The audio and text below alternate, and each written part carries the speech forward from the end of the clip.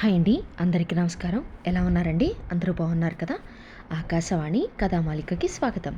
నేను మీ అర్చన. మనం ఇప్పటి వరకు బారిస్టర్ పార్వతీశం కథ విన్నాం కదండి. తర్వాయి భాగం ఏమైంది అనేది చూద్దాం. బారిస్టర్ పార్వతీశానికి వాళ్ళ నాన్నగారు రాసిన ఉత్తరం వచ్చింది. తర్వాత ఏం జరిగింది అనేది ఇప్పుడు చూద్దాం. ఈ మధ్యన రాజు బొత్తిగా కనపడడం మానేశాడు. కారణం ఏమిటో తెలియలేదు. నా మీదన ఏమైనా కోపం వచ్చిందా అనుకున్నాను. కోపం రావాల్సిన అగత్యమేమీ అగుపించలేదు. నేను వెళ్ళడానికి చదువుతో ఇక్కడ ఊపిరాడక తిరిగలేకపోయింది. పాఠాలు చాలా బాగా జరుగుతున్నాయి. ప్రైవేటు మాస్టారు నా ఎడల ప్రత్యేక అభిమానము శ్రద్ధ చూపించి పాఠాలు చెబుతూ ఉండేవాడు. ఈ పద్ధతికి మన దేశపు పద్ధతికి ఎంతో తేడా కనపడింది. ఆయన చెప్పే ప్రతి విషయము నాకు భాషా పరిజ్ఞానం తక్కువైనా ఇట్టే అర్థమయ్యేట్లు చెప్పేవాడు. నేను అర్థం చేసుకుని తలకు పట్టించుకుంటున్నానని తెలుసుకుని ఆయన చాలా సంతోషించేవాడు. నా చదువు, అందులో నా ప్రగతి నాకెంతో తృప్తి కలిగించాయి. ఒక రోజున ఏమీ తోచక రాజు దగ్గరికి వెళ్ళాను. అతను ఎక్కడికో బయలుదేరిపోతున్నాడు. అరే, ఏమిటిది ఇలా వచ్చావు? ఇన్నాళ్ళ నుంచి ఏమయ్యావు? అప్పుడే నన్ను మర్చిపోయావా? లేకపోతే మరిపించే వాళ్ళు ఎవరన్నా దొరికారా అన్నాడు నవ్వుతూ. ఇంకా అలాంటి వాళ్ళని సంపాదించడానికి నాకెక్కడ తీరిక లేకుండా ఉన్నదయ్యా. నా చదువుతోటే సరిపోతుంది. నీకేం వచ్చింది? నువ్వెందుకు రావడం మానేశావు?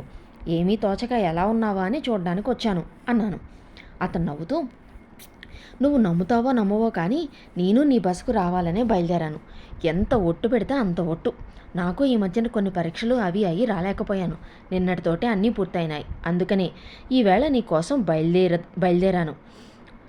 సరే, నువ్వే వచ్చావు కనుక మనం హాయిగా ఎక్కడికైనా లంచ్ తీసుకుని సాయంత్రం దాకా ఊరంతా బలాదూరు తిరుగుదాం. కాస్త మన బడలికంతా తీరి మళ్ళీ కొంత నూతనోత్సాహం వస్తుంది. నువ్వు ఆ మధ్యన ఎక్కడికన్నా వెళ్ళావా? ఏదైనా పిక్చర్ గట్రా చూసావా అన్నాడు మేము బయటకు వస్తూ ఉంటే. ఏమీ లేదు, ఎక్కడికి కదలలేదు. జరిగిన విశేషమల్లా ఒక్కటే, అది మా ఇంటి దగ్గర నుండి వచ్చిన ఉత్తరము అన్నాను. ఏమిటి విశేషాలు? మీ అమ్మా నాన్న కులాసాగా ఉన్నారా అన్నాడు భుజం మీద చేయేసి. కులాసాగానే ఉన్నారు అని ప్రారంభించి ఆ ఉత్తరం వచ్చిన నాటికి అదంతా చెప్పి మా ఇంటావిడ కనబరిచిన ఆదరము పలికిన స్వాంతన వచనాలు చెప్పి మా నాన్న నన్ను ఇంటికి వచ్చేయమని గట్టిగా రాశాడు. నాకేమీ తోచలేదు. నేను నీ దగ్గరకు పరిగెత్తుకొచ్చి నీ సలహా అడుగుదామనుకున్నాను కూడా. మా ల్యాండ్ లేడీ చెప్పిన మాటలతోటే కొంత ధైర్యం తెచ్చుకొని మళ్ళీ ఇంటికి ఉత్తరం కూడా రాసేశాను అన్నాను. మంచి పని చేశావు. ఇంత శ్రమపడి, ఇంత సాహసించి, ఇంత ఖర్చు చేసి ఇంత దూరం వచ్చి ఏమీ చూడకుండా నేర్వకుండా తిరిగి వెళ్ళడం అంత మంచి పని కాదు. చాలా హాస్యాస్పదంగా కూడా ఉంటుంది. పైగా మనమేదో పెద్ద పెద్ద ఆదర్శాలు, కబుర్లు, వయసుకు మించినవి చెప్తుంటే నువ్వు ఇలా నీళ్లు కారిపోయి అమ్మ కోసం బెంగపెట్టుకుని ఇంటికి పరిగెత్తడమేమీ బాగుండదు. నీ ఆదర్శాలన్నీ అడుగంటి నువ్వు కొన్ని వందల కోట్ల భారతీయుల్లో ఒకటిపై ఊరుకుంటావు. రానని రాయడం చాలా మంచి పని చేశావు. నేను అభినందిస్తున్నాను. ఇంకనూ ఇవన్నీ మర్చిపోదాం. లంచ్ తీసుకొని ఓ పిక్చర్ హౌస్కి వెళ్దాము అన్నాడు రాజు. ఇదేమిటయ్యా, ఇప్పుడు పిక్చర్ హౌస్ ఏమిటి? అర్ధరాత్రి అంకమ్మ శివాలు అన్నట్టు పట్టపగలు పిక్చర్ ఏమిటయ్యా? ఏం బాగుంటుంది అన్నాను. బేషుగ్గా ఉంటుంది. ఎందుకు బాగుండదు? నీ చేతనే అనిపిస్తాను కదా బాగుందని అని పందెం వేసినంత ధీమాగా ముందుకు లాక్కొని పోయాడు. ఈ దేశంలో రోజు మధ్యాహ్నం 2 గంటల నుండి రాత్రి 10 గంటల వరకు నిర్విరామంగా పిక్చర్ షో జరుగుతుందన్నమాట. మర్చిపోయావా బాబు? అందుచేత మనం సుఖంగా పిక్చర్ చూడవచ్చు, ఎంజాయ్ చేయనవచ్చు అంటూ మాకు ఎదురుగా ఉన్న ఒక చిన్న రెస్టారెంట్లోకి దారి తీశాడు. అక్కడ మామూలు లాంఛనం ప్రకారం ఒక వెయిటర్ మమ్మల్ని ఆహ్వానించడము, ఖాళీగా ఉన్న బల్ల దగ్గర కూర్చోబెట్టడము, మాకు కావాల్సిన తినుబండాలు తీసుకువచ్చి అమర్చడము, మేము వాటిని నిశ్శబ్దంగా గారడీ చేసినట్లు మాయం చేయడము క్షణాల మీద జరిగిపోయాయి. మేము లేచి బిల్లు చెల్లించి వెయిటర్కు మామూలు మూట చెప్పి ఆ వీధిలోనే సమీపంలో ఉన్న పిక్చర్ హౌస్కి ఎగబడ్డాము. సరే, పిక్చర్ తమాషాగా ఉత్సాహంగా బాగానే ఉంది అని వేరే చెప్పడం ఎందుకు?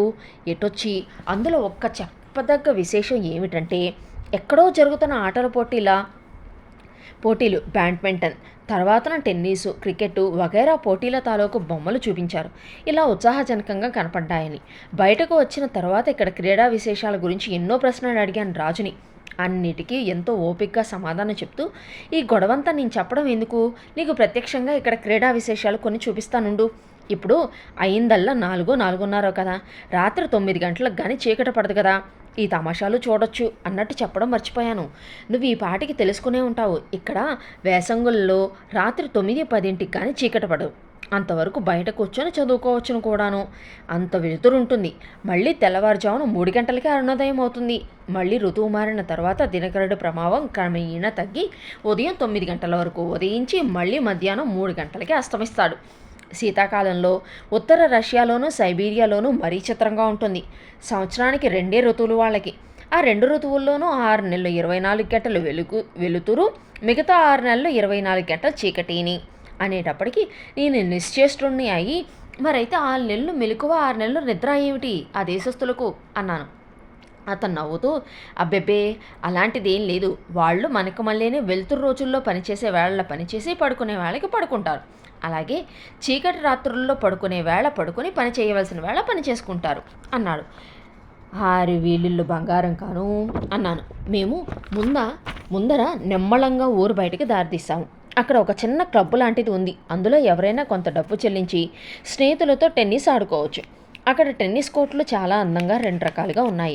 కొన్ని కోర్టులు మన దేశంలో లాగానే ఉన్నాయి, మరికొన్ని దగ్గరగా అంటకత్తెర వేసిన పచ్చగడ్డితో నిండున్నాయి. అది చాలా అందంగా కనపడింది నాకు. ఇక్కడ బంతి ఎలా తూలుతుందా అనుకుంటూ రాజుని అడిగాను. తూలుతుందో లేదో చూస్తూ ఉండు అన్నాడు. అక్కడకు ఇంతలోనే 2 ఆడ 2 మగ వచ్చి ఆట ప్రారంభించారు. బంతి మామూలుగానే తూలింది. ఇక్కడ అట్టే అంత మామూలు కోర్టుల్లోకి మళ్ళీ ఎక్కువగా తోలదు, కొంచెం గట్టిగా కూడా దెబ్బ కొట్టవలసి వస్తుంది, అంతకంటే తేడా ఏమీ ఉండదు అన్నాడు రాజు. అక్కడికి ఒక పావుగంట ఆట చూసి మేము మరొక చోటుకి వెళ్ళాము. అక్కడ క్రికెట్ ఆట సాగుతోంది. క్రికెట్ అంటే పేరు వినడమో చదవడమే కానీ ఇదివరకు ఎప్పుడూ ఆట చూడనే లేదు. ఒక అరగంట పైగా అక్కడ కూర్చొని చూశాను. నాకేమిటో తమాషాగా ఉన్నట్లుంది. ఎవడో బంతి ఒకడు విసరడము, బ్యాటు పుచ్చుకొని ఒకడు దాన్ని కొట్టడము, బయట 10 మంది స్తంభాల్లాగా నిలబడి ఆ ఎగిరే బంతిని పట్టుకోవడానికి విశ్వ ప్రయత్నం చేయడము. ఇదో ఆట ఏమిటి నా బొందా. నా చిన్నతనంలో సంక్రాంతి పండగకి మా ఊళ్ళో ఆడే కొండబంతి జ్ఞాపకం వచ్చింది.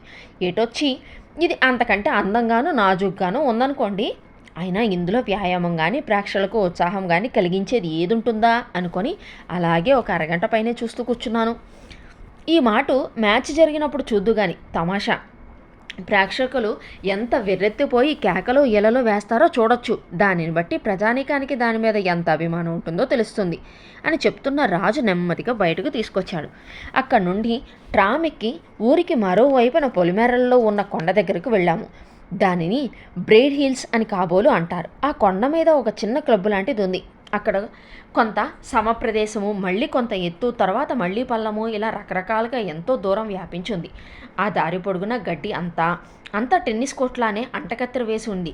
ఇక్కడ తమాషా ఆట చూడాలి మనం, మన దేశంలో ఇంకా దిగుబడి కాలేదు అన్నాడు రాజు. మేము క్లబ్ దగ్గరికి వెళ్ళి ఆ క్లబ్ చూసి అక్కడి నుండి ముందుకు సాగాము. మా ముందు ఒక్కొక్కళ్ళు విడిగాను జంటలుగాను చేతిలో వంకీకర్ర లాంటిదేదో పట్టుకొని నడుస్తున్నారు. వాళ్ళు వెనకే ఒక్కొక్కళ్ళు ఒక్కొక్క కుర్రాడు ఆ పొడుగాటి సంచిలో ఇటువంటి కర్రలు రకరకాలవి తీసుకొని వాళ్ళు మోసుకొని వస్తున్నాడు.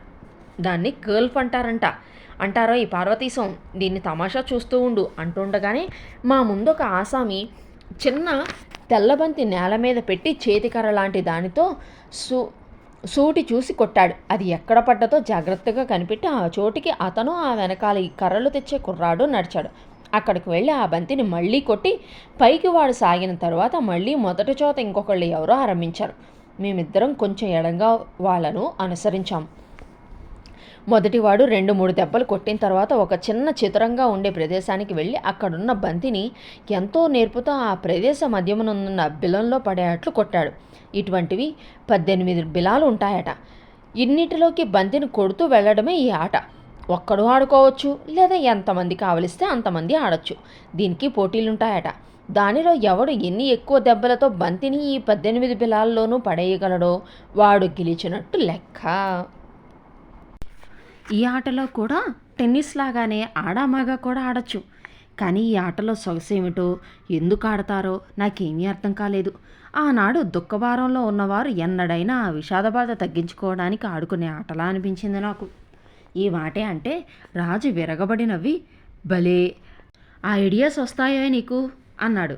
అక్కడి నుండి మేము తిన్నగా ఊళ్ళోకి వచ్చి మరో క్లబ్బులకి వెళ్ళాము. అక్కడ 4-5 గదుల్లో పెద్ద పెద్ద టేబుల్స్, వాటిపైన ముఖమల గుడ్డ లాంటి గుడ్డ అతికించో కుట్టో ఉన్నది. దానికి 4 మూలల 4 రంధ్రాలు, దానికి అడుగున చిక్కాలు అతికించున్నాయి. బల్ల మీద దంతంతో చేసిన బంతిని ఒకదాన్ని పెట్టి ఒక పొడుగాటి చివరకు మొనదేలిన కర్రతో కొడతారు. బల్ల మీద మరో ఎర్రబంతి, మరో తెల్లబంతి ఉంటాయి. ఆడేవాడి చేతిలోది కూడా తెల్లబంతే.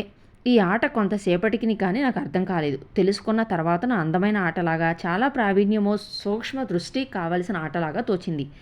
ఎంతసేపు చూసినా ఇందులో ఉద్రేకం కలిగించేదేమీ లేకపోయినా విడిచి వెళ్ళబుద్ధి కావలేదు. అలా సుమారు 1 గంట సేపు చూసి నెమ్మదిగా ఇంటికి దారి తీశాము. అక్కడి నుంచి ఊరికి మరోవైపున ఉన్న మరో కొండ మీదకి వెళ్ళాము. అది కొంచెం ఇంచుమించుగా ఊరికి మధ్యను కొంత సమీపముగాను ఉన్నది. మా బసకు మరీ దగ్గర అని ఆ తర్వాత తెలుసుకున్నాము. ఇక్కడ జనసమ్మర్దం. వ్యాహ్యాళికి వచ్చిన వాళ్ళు స్త్రీ పురుషాదులు చాలామంది ఉన్నారు.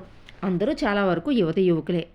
జంటలుగా ఎవరి మట్టుకు వారు తలో చెట్టు చాటనో పుట్టచాటులను ఒదిగి కూర్చొని ఎవళ్ల దూరంలో వాళ్ళు పై ప్రపంచాన్ని మరిచిపోయి ఉన్నారనిపించింది.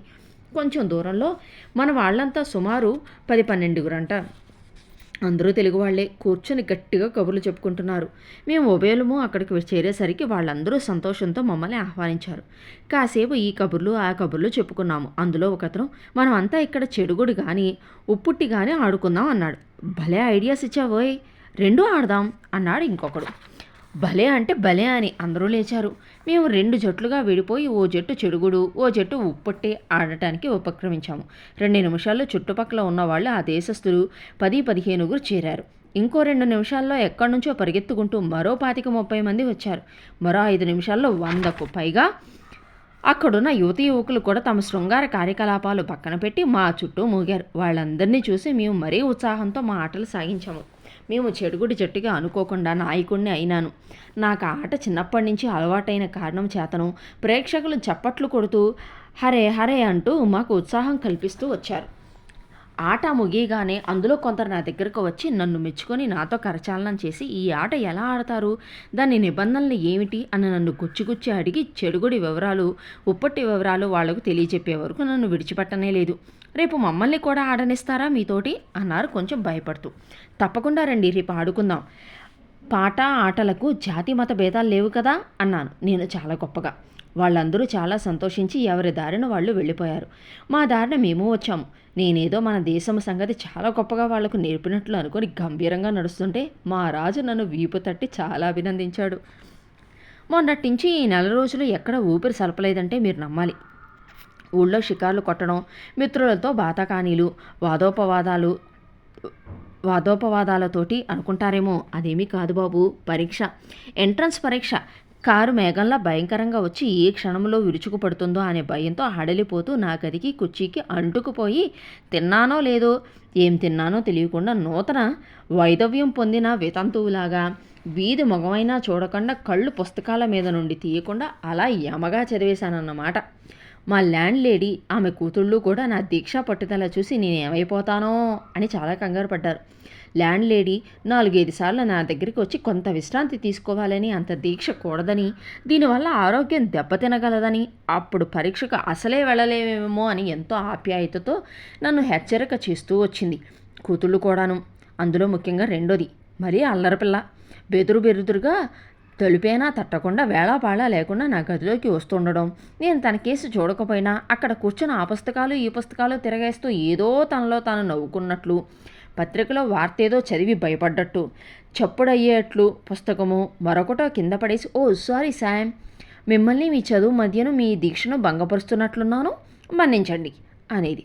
నాకు ఒళ్ళు మండి నువ్వు కాసేపు అవతలకు వెళ్ళు, మీ అమ్మకేమి కావాలో కనుక్కో, ఇక్కడ నాతో నీకేం పని, దయచెయ్యి అనేవాడిని.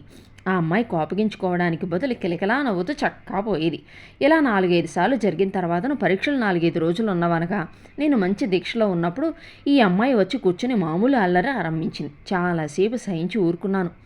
నాకు ఒక్క పక్తి ముందుకు సాగడం లేదు. ఇలా ఓ ఆడమ్మాయి వచ్చి కూర్చొని అల్లరి చేస్తుంటే ఎవరికైతే మటుకు పుస్తకం మీద మనసు ఎలా నిలుస్తుంది చెప్పండి. మన మహర్షులకే కొందరికి ఇటువంటి సందర్భాల్లో వాళ్ళ తపస్సు మీద నుంచే మనస్సు మరలిపోయింది కదా. నాకు బట్టుకు మహా చెడ్డ కోపం వచ్చింది. సాగదీసి లెంపగా కొడదామనుకున్నాను. అంత కోపము సరదా చంపుకొని ఆ అమ్మాయిని రెక్క పట్టుకొని లేవదీశాను, బయటకు నెట్టేద్దామనే ఉద్దేశంతో. కొంచెం భయపడింది. కొంచెం వణికిపోతూ సారీ మిస్టర్ శామ్, నన్ను కొట్టకండి, ఈ మటుకు విడిచిపెట్టండి, ఇక ఎప్పుడూ ఇలా రానులేంటి, మీ ఆరోగ్యం చెడిపోతుందని మీకు కొంత విరామం కలిగించాలని వచ్చాను, కానీ మరో దురుద్దేశం ఏమీ లేదు, నమ్మండి, వెళ్ళిపోతున్నాను అని వెనక్కు మళ్ళింది. ఆఖరు మాటలో కంఠంలో కొంచెం గాద్గద్యత, కంట వెంట నీరు కూడా వచ్చింది. గాలిమేఘంలాగా నా కోపం ఇట్టే ఎగిరిపోయింది.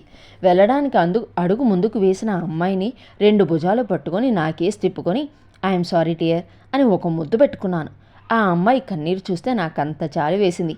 ఆ అమ్మాయి ఏమనుకుందో నాకు తెలియదు, కానీ వెళ్ళిపోతుందనుకున్న అమ్మాయి అక్కడే నిలబడి కన్నీరును తుడుచుకుంటూ నా ముఖం కేసి చిరునవ్వుతో చూస్తూ నిలబడింది. ఓహో, ఈ ట్రీట్మెంట్ ప్రమాదించేట్లు ఉన్నది అనుకుని జబ్బ పట్టుకుని నెమ్మదిగా తలుపు దగ్గరకు తీసుకువెళ్ళి గది గుమ్మం అవతలకు నడిపించి మళ్ళీ వెనక్కి ఎక్కడికి వస్తుందో అనే ఢబీమని తలుపు వేసి తాళం కూడా బిగించాను. పాపం, దాని ధర్మమా అని మళ్ళీ రాలేదు. భోజన పదార్థాలు తీసుకురావడానికో భోజనాంతరం పళ్ళాలు తీసుకురావడానికి వస్తుందని అనుకున్నాను, కానీ ఎందుచేతనో రాలేదు. ఇక నా మాట మర్చిపోయి మళ్ళీ చదువు దూరంలో ఎలాగైతేనేమి చదవవలసిందంతా పూర్తి చేశాను. ఆఖరి రోజున నా మిత్రుడు రాజును నాతో కూడా రమ్మనమని బ్రతిలాడి పరీక్ష అయ్యే చోటికి వెళ్ళాను. 3 రోజులు పరీక్ష. మొదట కొంచెం దడగా ఉన్నా నిర్భయంగా నిస్సందేహంగా అన్ని పేపర్లు నాకు తెలిసినట్లు జాగ్రత్తగానే రాశాను. పులి నోటి నుండి బయటపడ్డట్లు 3వ రోజు సాయంకాలం బయటపడి ఒక్క ఉడాములో ఇంటికి వచ్చి గదిలో ప్రవేశిస్తూనే, థామ్సన్ అమ్మగారు, అర్జెంటు టీ పలహారాలు ఓ 10 మందికి సరిపడని తీసుకురావాలన్నాను. ఆవిడ హడిలిపోయి ఏమిటి అంది. మరేమీ లేదు, నాకు విపరీతమైన ఆకలి వేస్తోంది. 4 రోజుల నుంచి నేను ఉపవాసం చేస్తూ పచ్చి మంచినీళ్ళైనా తాగకుండా ఉన్న సంగతి మీకు తెలుసును కదా అన్నాను. తెలియకేమి నాయనా, తెలుసును, గమనిస్తూనే ఉన్నాను. అయినా నువ్వెంత ఉపవాసం చేసినది ఇంకొంచెం సేపట్లో ఇవ్వబోయే బిల్లు రుజువు చేస్తుంది అంది ఆవిడ నవ్వుతూ. పిల్లలిద్దరూ వంతపాట కాదు నవ్వు నవ్వారు. నేను గదిలోకి వెళ్ళి ఒక 5 నిమిషాలు కూర్చొని స్నానాల గదిలోకి వెళ్ళి ముఖ ప్రక్షాళన అధికములు ముగించుకొని రూమ్లోకి వచ్చేటప్పటికి అప్పా చెల్లెళ్ళిద్దరూ నా బల్ల మీద 3 వరహాలాలు ప్లేట్లో పెట్టి అక్కడ నిలబడ్డారు. అదేమిటి 3 ప్లేట్లు ఏమిటి అన్నాను. మీరు 10 మందికి తెమ్మన్నారు కదా, 3కే సిద్ధంగా ఉన్నదని మా అమ్మ ఇవి ఇచ్చి రమ్మన్నది అన్నారు. సరే అయితే వెళ్ళండి అన్నాను. వెళ్తాంలేండి, ఇవి మీరు ఎలాగో తినలేరు కనుక మీకు కొంచెం సహాయం చెయ్యమని మమ్మల్ని పంపింది మా అమ్మ అన్నారు. అయినా మహా చెడ్డ అల్లరి పిల్లలేండి. ఇహ నేను చిరుకోపం నటిస్తూ దయచేయండి అయితే అన్నాను. పలహారాలు ప్లేట్లు తీసుకుని వాళ్ళు వెళ్ళబోతుంటే, ఇంతవరకు మీ అమ్మ చెప్పినట్లు విన్నారు కనుక బుద్ధిమంతుల్లాగా ఇక నేను చెప్పినట్లు విని 10 నిమిషాల్లో మీరు డ్రెస్సు వేసుకొని తయారయ్యి నన్ను మీరు ఉభయులు చెరో రెక్క పట్టుకొని సినిమాకు తీసుకువెళ్ళాలి అన్నాను. అయ్యో బాబోయ్, మా వల్ల కాదండి అంది చిన్నమ్మాయి. నీ వల్ల కాదన్న సంగతి నాకు తెలుసు, నీ వల్ల ఏమవుతుందో కూడా తెలుసు. అందుకని మన ఉభయులకు క్షమ్మని మీ అక్కయ్యను కూడా రమ్మంటున్నాను అన్నాను. సరేలేండి, ఒక్క అరగంటలో తయారవుతా అని పెద్దమ్మాయి లోపలికి వెళ్ళింది. చిన్నది దాని వెంటే బయలుదేరి తలుపు దగ్గర ఆగి ఒక్క క్షణం వెనక్కి తిరిగి, మాట వరసకు అరగంటని మా అక్కయ్య అన్న గంటలో తప్పకుండా తయారవుతుంది లేండి అని నాలుక చాపి నన్ను వెక్కిరించి నేను లేవబోతుంటే ఒక్క అంగలో వంటింట్లోకి వెళ్ళిపోయింది. వారం రోజులు కూడా కాకుండానే మా పరీక్షా ఫలితాలు తెలిసి మా ప్రైవేటు మాస్టర్ గారు ఎంతో సంతోషంగా ఆశ్చర్యంతో విప్పారిన మొహంతో నేను 2nd క్లాస్లో పాస్ అయ్యానని నన్ను అభినందిస్తూ ఒక్క మాట కౌగిలించుకున్నారు. నేను నా కృతజ్ఞత ఎంతో నమ్రతతో తెలియపరుచుకుని ఆయనకు అక్కడ కొంచెం టీ పలహారాలు ఇప్పించి పంపించాను. ఆయన ఎంతో సంతోషించి వెళ్ళాడు. మళ్ళీ ఒక మాట నాకు కనబడతావు కదా అన్నాడు. తప్పకుండా అన్నాను. ఇంతటితో మీ పని అయిపోలేదు. నన్ను యూనివర్సిటీలో చేర్పించడము, అక్కడ కూడా నేను దారిన పడే వరకు కొన్నాళ్ళు మీ సహాయం చేయక తప్పదు అన్నాను. ష్యూర్ అని నవ్వుతూ ఆయన వెళ్ళిపోయారు. ఎడింబరో రావడంతోటే ఈ ఊళ్ళో ఇండియన్ అసోసియేషన్ అంటూ ఒకటి ఉన్నదని తెలుసుకొని మొదటి రోజున ఆ అసోసియేషన్కు ఒకసారి వెళ్ళాను, కానీ మళ్ళీ వెళ్ళలేదు. ఈ మధ్యనే రాజును ఒక మాట తీసుకుని అక్కడికి వెళ్ళాను. రాజు నన్ను అందులో సభ్యుడిగా చేరమని సలహా ఇచ్చాడు. సరే అన్నాను. ఆ అసోసియేషన్ను ఒక రకంగా పెద్దదిగానే కనపడింది. అందులో సుమారు మన దేశం నలుమూలల నుండి వచ్చిన వారు 100-150 మంది దాకా మెంబర్లు ఉన్నారు. ప్రతిరోజు యూనివర్సిటీకి వెళ్ళేటప్పుడు, సాయంకాలం తిరిగి వెళ్ళేటప్పుడు, లేక మధ్య 1-2 గంటల క్లాసుకు మధ్య విరామం వచ్చినప్పుడు ఇక్కడికి వచ్చి కూర్చోవడం, లైబ్రరీ పుస్తకాలు చదువుకోవడము, లేక పాఠాలు చదువుకోవడం చేస్తూ ఉంటారు. విద్యార్థులందరూ మన తెలుగు వాళ్ళే. ప్రత్యేకము 30-40 మంది దాకా ఉన్నారు. ఇంతమంది అదివరకు ఎప్పుడూ మెంబర్లుగా లేరట. ఇదేదో గాలిపాటులాగా మన తెలుగు వాళ్ళందరికీ ఒక్కసారి ఇక్కడికి వచ్చి చదువుకోవాలనే బుద్ధి పుట్టి చాలామంది చక్కా రావడం సంభవించింది. ఇక్కడ కాలక్షేపానికి ఈ లైబ్రరీ ఒకటే కానీ మరొక ఆటలు పాటలు ఏర్పాట్లు ఏమీ లేవు. కానీ అప్పుడప్పుడు ఎవరైనా మన దేశస్థులని, ఆ దేశస్థులని, మహాకవులను, విద్వాంసులను పిలిచి ఉపన్యాసాలు ఏర్పాటు చేయడము జరుగుతూ ఉంటుందట. ఒకసారి ఇలాగే మన దేశంలో జిల్లా కలెక్టర్ చేసి తరువాత ఏదో రెవెన్యూ బోర్డు మెంబరు అది చేసి ఉద్యోగ విరమణ చేసిన ఒక ఆయనను పిలిచి ఉపన్యాసం ఇప్పించారు. ఎందుచేతనో ఆయన ఉపన్యాసం ఎవరికీ నచ్చలేదు. ఆయన ఇప్పటికీ ఇంకా తను కలెక్టర్ హోదాలో ఉన్నానని, సామాన్య మానవులందరికంటే తను ఉన్నతుడననే భావం, ఉద్యోగ విరమణలో వదులుకోవలసింది వదులుకోలేకపోయినట్లు అనిపించింది. తన హోదా, తన ఔన్నత్యము అక్కడ ఉన్నంతసేపే కానీ ఇక్కడ పని చెయ్యదని, ఇక్కడ అందరూ సమానులేనని, ఇక్కడ ఉన్న వాళ్లలో కూడా ఏ కొద్ది మంది అయినా కొద్ది మాసాలలోనే 2-3 సంవత్సరాలలోనో ఇటువంటి వాని అంతకంటే పెద్ద ఉద్యోగాలు కానీ చేసేవాళ్ళు ఉండవచ్చునని ఆయన గమనించలేకపోవడం విచారకరం. ఉపన్యాసం ముగించిన తర్వాత తనిక్కడి జనాన్ని ఆకర్షించలేకపోయానని ఆయన గ్రహించినట్లుంది. ఉపన్యాసం ఆఖరణ వందన సమర్పణ చాలా లాంఛనప్రాయంగా జరిగింది. ఆయన వెళ్ళేటప్పుడు మా అసోసియేషన్ సభాపతి, కార్యదర్శి మరొకరిద్దరు మటుకు ఆయనతో కరచాలనం చేసి టాక్సీ వరకు సాగనంపారు. ఇదిలాగా అయ్యిందా, మరో 4 రోజులకు మన దేశం నుండి శ్రీపతి సరోజినీదేవి అనే మహాకవయిత్రి ఒక ఆమె మా అసోసియేషన్కు వచ్చి ఉపన్యాసం ఇచ్చింది. ఆవిడ అంత గొప్ప కవయిత్రి అని చాలా పుస్తకాలు దేశ భాషలో కాదు సుమండి, ఇంగ్లీష్లో రాసిందని నేను ఎప్పుడు విననైనా లేదు. ఆవిడ గంభీర గాత్రము, ఉపన్యాస ధోరణి, ఈ రెండిటిని మించి ఆవిడ చేసిన కవితాగానము మమ్మల్ని అందరినీ ముగ్ధల్ని చేసింది. సుమారు 2 గంటల సేపు చీమ చిటుక్కుమన వినపడే అంత నిశ్శబ్దంతో శిలాప్రతిమల్లాగా కూర్చొని విని ఆనందించాము. మాలో ప్రతి ఒక్కరి దగ్గరకు వచ్చి సభానంతరము సరోజినీదేవి కరచాలనం చేసి మేము ఎక్కడి నుండి వచ్చినది, ఏమి చదువుకున్నది వగైరా విశేషాలు అడుగుతూ నవ్వుతూ ఏవేవో చలోక్తులు విసురుతూ మరో అరగంట కాలక్షేపం చేసి బయలుదేరుతుంటే అక్కడ ఉన్న 50 మంది కూడా వీధిలోకి వచ్చి ఆవిడను కారులో ఎక్కించి కరతాళ ధ్వనులతో జయ జయ ధ్వానాలతో సాగనంపారు. ఆ తరువాతను ఒకసారి W.B. ఈట్స్ అనే సుప్రసిద్ధ ఐర్లాండ్ కవి వచ్చి ఆయన ఒక 30 గంట సేపు ఆధునిక కవితా రీతులను గురించి ఉపన్యసించి ఆయన రచనలు కూడా కొన్ని చదివి వినిపించారు. ఆయన చెప్పేది, ఆయన చెప్పినది, ఆయన పద్యాల్లో విశిష్టత ఎంతమందికి అర్థమైందో తెలియదు, కానీ ఆ ఉపన్యాసం కూడా ఎంతో శ్రద్ధగా విన్నాము. ఏవో చాలా గొప్ప విషయాలు చెప్పాడు. ఆయన మహాకవి అనే భావం మాకందరికీ కలిగింది. తర్వాత కొన్నాళ్లకు మరొక విచిత్రమైన సభ జరిగింది.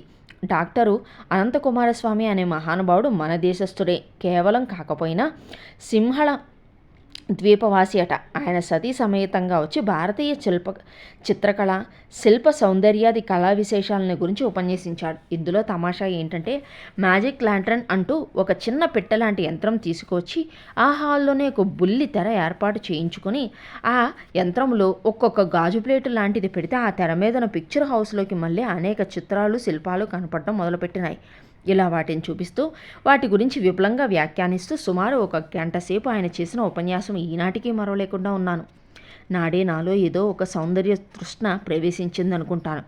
నాటి నుండి చిత్రకళను గురించి, శిల్పాలను గురించి తెలుసుకోవాలనే పిపాస, కుతూహలము రెండూ పెరుగుతూ వచ్చాయి. ఆయన ఉపన్యాసం అయిన తర్వాత ఆయన సతీమణి, ఆమె ఆంగ్లవనిత, కొంతసేపు హిందుస్థానీ నృత్య విధానాలను ప్రదర్శించి చూపించింది. అటువంటి సంగీతం వినడము, అటువంటి నృత్యం చూడడము నాకదే మొదటిసారి. అందులో ఆంగ్లేయ వనిత ఈ విద్యలో ఇంత ప్రావీణ్యం ఎలా సంపాదించగలిగిందా అని ఆశ్చర్యపోయాను. ఆ తర్వాత శ్రీ కుమారస్వామి గారి కోరికపైన మా కార్యదర్శి ఒక్కొక్క రాష్ట్రం నుండి వచ్చిన ఒక్కొక్కరిని పిలిచి వారి భాషలో ఏవైనా చక్కని పద్యాలు 1-2 చదవమని ఆదేశించారు. బెంగాలీ, హిందీ, మహారాష్ట్ర, మలయాళం, పంజాబు భాషల్లో చదివారు. ఆయా రాష్ట్రాల నుంచి వచ్చిన యువకులు. తెలుగు నుంచి వచ్చిన వారిని ఎవరిని చదవమన్నా ఏ కారణం చేతనో ఎవరూ ముందుకి రాలేదు. కార్యదర్శి మన తెలుగువాడే. ఎవరనుకుంటున్నారు? మహానుభావుడు దుగ్గిరాల గోపాలకృష్ణయ్య గారు.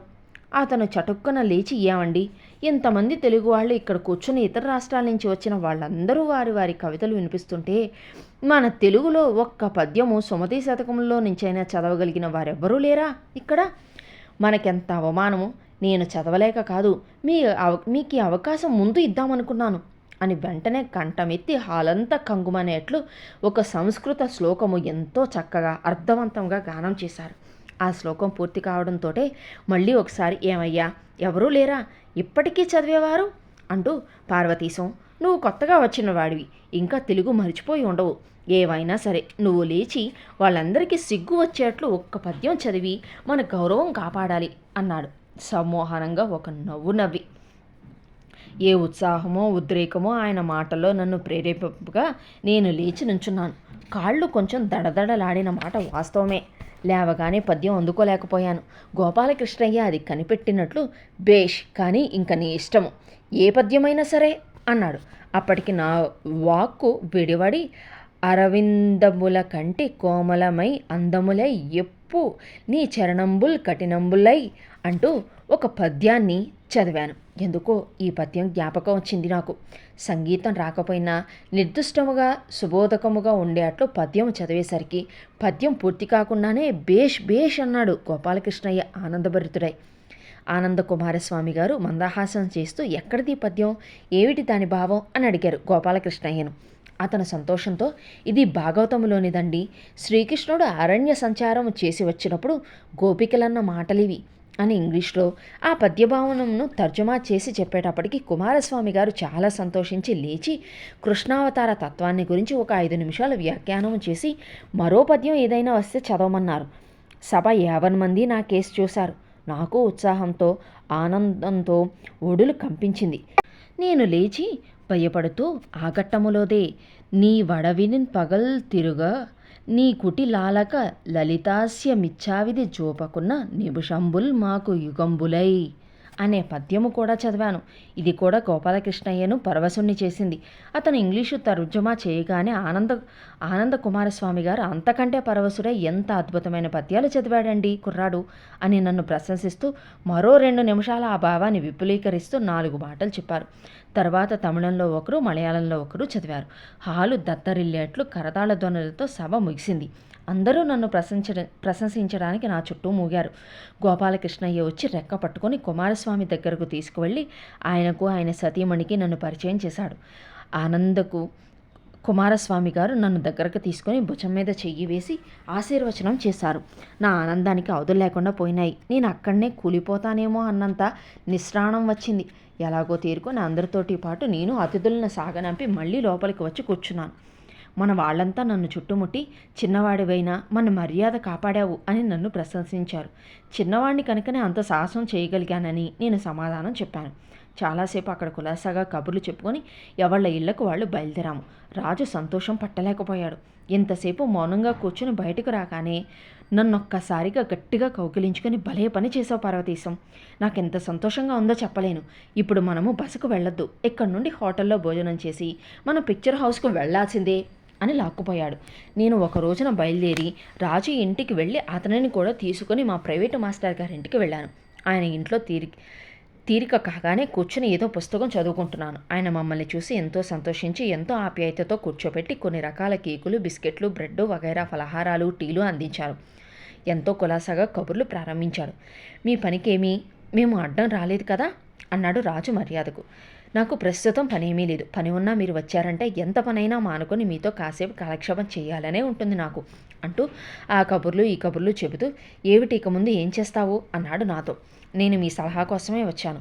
యూనివర్సిటీలో చేరవలసిన సమయం వచ్చింది కదా, నేనేం చెయ్యాలో ఏం చదవాలో నాకేమీ తోచలేదు. మీరు సలహా ఇచ్చి నన్ను సరైన దారిలో పెడితేనే కానీ వీలు పడదు. నేను ఇక్కడ ఉన్ననాళ్ళు నాకు ఈ గౌరవ్ గార్డియన్ గిరి మీకు తప్పదు సుమండి. మీరు వద్దనడానికి వీలు పడదు. వద్దన నేను వదిలేవాణ్ణి మాత్రం కాను అన్నాను. పొరపాటు శామ్, నువ్వు ఏ కారణం చేతనన్నా వదిలించుకుందామని చూసినా నేను మట్టుకు నిన్ను వదలనబ్బాయి. మీ ఇంటి దగ్గర నుండి పారిపోయి వచ్చినంత సులువుగా నా చేతుల్లోంచి తప్పించుకు పారిపోలేవు.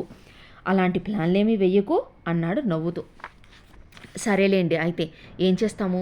రోగి కోరిన పద్యం, వైద్యుడు చెప్పే పద్యం 2 ఒకటైతే బాధే లేదు అన్నాను నవ్వుతూ. అయితే నీకు ఏం చదువుదామని ఉంది? ఎంతకాలము ఇక్కడ ఉండడానికి అవకాశం ఉంటుంది నీకు అన్నాడు. నాకు ఎంతకాలమైనా ఉండాలనే ఉన్నది. మా వాళ్ళు ఇంటి దగ్గర నా కోసం చాలా బెంగ పెట్టుకున్నారు. మా తల్లిదండ్రులకు నేను ఒక్కనే సంతానం. వెంటనే చదువు మాని వచ్చేయమని రాశారు. కానీ నాకు ఇది ఇష్టం లేక ఇక్కడుండి ఏదో పరీక్ష పూర్తి చేసుకొని వెళదామనే నిశ్చయంతో ఉండిపోయాను. అందుచేత 2-3 సంవత్సరాలలో ముగించుకునే పద్ధతిని ఏదైనా ఆలోచించి చెప్పాలి. నేను ఇక్కడికి వచ్చేటప్పుడు నన్ను ఇక్కడికి వెళ్ళమని చెప్పిన మిత్రుడు బారిస్టర్ చదవమని సలహా ఇచ్చి పంపించాడు. ఇంకా మీ సలహా ఏమిటో చెబితే సంతోషిస్తాను అన్నాను. సరే, బానే ఉంది. బారిస్టర్ చదువుకు మధ్య మధ్యను లండన్ వెళుతూ వస్తూ ఉండాలి. అందుకని ముందు ఇక్కడ ఎంఏలో చేరు అన్నాడాయన. అంటే నేను తెల్లబోయి ఎంఏలోనా అండి అన్నాను. అవును, మరి లేకపోతే ఏంటనుకుంటున్నావు? అంత కంగారు పడతావేంటి? మీ దేశంలో అయితే ఏం చేస్తారు మరి ఎంట్రన్స్ అయిన తర్వాతను అన్నాడు. అబ్బో, మా దేశంలో కావాల్సినంత మారణహోమం ఉందండి దానికి అనగానే what is that? My God అన్నాడు నవ్వుతూ. మరేం లేదండి, అదేదో మా దేశంలో సామెత. మా దేశంలో ఈ ఎంట్రన్స్ అనే స్కూల్ ఫైనల్ అంటారు. అది కాగానే ఇంటర్మీడియట్ అని 2 ఏళ్ళు చదవాలి. ఆ తర్వాత BA మరో 2 ఏళ్ళు చదవాలి.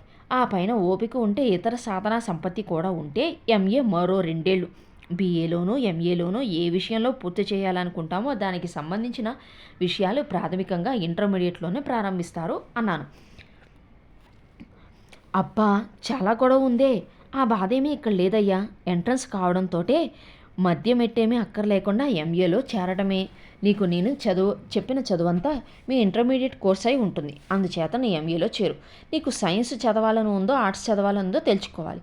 నువ్వు బారిస్టర్ చదవాలని అనుకుంటున్నావు కనుక సైన్స్ తలపెట్టద్దు. ఆర్ట్ సబ్జెక్టు తీసుకోవాలి. అందులో అనేక భాషాశాస్త్రాలు కావాల్సి వస్తే చదవచ్చు. History, politics, economics, art, literature, philosophy మొదలైన సబ్జెక్ట్స్ సన్నిహితంగా ఉండేవి. 12 విషయాలు ఎన్నుకొని సంవత్సరానికి 4 చొప్పున 3 ఏళ్లలో పూర్తి చేసుకోవాలి. అప్పుడు ఎంఏ డిగ్రీ ఇస్తారు అన్నారు ఆయన. అయితే 3 ఏళ్ల తర్వాతనే పరీక్షలు అన్నమాట అన్నాను. అది నీ ఇష్టం, నీ ఓపిక అన్నారు. అంటే అన్ని సబ్జెక్టులు క్షుణ్ణంగా చదువుకొని ఏ సంవత్సరం చదివిన విషయాలు ఆ సంవత్సరంలో పూర్తి అయిపోతాయి కదా. మళ్ళీ వాటి ప్రసక్తి ఉండదు కనుక ఏ సంవత్సరంలో చదివిన ఆ సంవత్సరం 4 విషయాలలోనూ పరీక్ష కూర్చోవడం ఒక సులువైన పద్ధతి. లేదన్నావు, అన్నీ జ్ఞాపకం పెట్టుకుని 3వ సంవత్సరం ఆఖరణ ఈ 12ంటికి కూర్చోవచ్చును. అది కొంచెం కష్టమైనా ఎక్కువ బాగుంటుంది. దానిని ఎంఏ ఆనర్స్ అంటారు. అందుచేత నీ శక్తి సామర్థ్యాలు నిర్ణయించుకోవాల్సిన వాడు నువ్వు. ఆ పైన బారిస్టర్ బెడద ఒకటి ఉంటుందాయను. నీకు ఈ రెండిటికి తొగగలవా? లేకపోతే ఏమిటి? ఏ ఏడుకు ఆ ఏడు పరీక్షకు కూర్చుంటావా? ఏదో నిర్ణయం చేసుకుని రేపో ఎల్లుండో యూనివర్సిటీకి వెళ్ళు. అక్కడ ఒక దరఖాస్తు ఫారము తీసుకొని అందులో ప్రశ్నలకి సమాధానంలో రాసి డబ్బు చెల్లించు. ఇది మొట్టమొదట చెయ్యవలసిన పని. నీ నిర్ణయం రేపో ఎప్పుడో చెప్పు అన్నాడు ఆయన. సరేనండి, అలాగే, చాలా సంతోషం. మిమ్మల్ని శ్రమ పెట్టాను. చీటికి మాటికి ఇలాగే వచ్చి మిమ్మల్ని శ్రమ పెడుతూ ఉంటాను అని హామీ కూడా ఇస్తున్నాను. సెలవు అని మా బస్సుకు మేము వచ్చేసాము. మరి తర్వాత బారిస్టరు పార్వతీశం చదివాడా? బారిస్టర్ పార్వతీశం అవడానికి ఎన్ని సంవత్సరాలు పట్టింది అనేది తర్వాయి భాగంలో విందాం. అంతవరకు సెలవు. తెలుసు కదండి. మళ్ళీ ఒక విన్నపం. కథ కనుక మీకు నచ్చినట్లయితే లైక్ చేయండి. మీకు బాగా నచ్చిన వాళ్ళకి షేర్ చేయండి. ఇలాంటి మరిన్ని కథల కోసం ఛానల్ని సబ్స్క్రైబ్ చేసుకోండి. ఉంటానండి.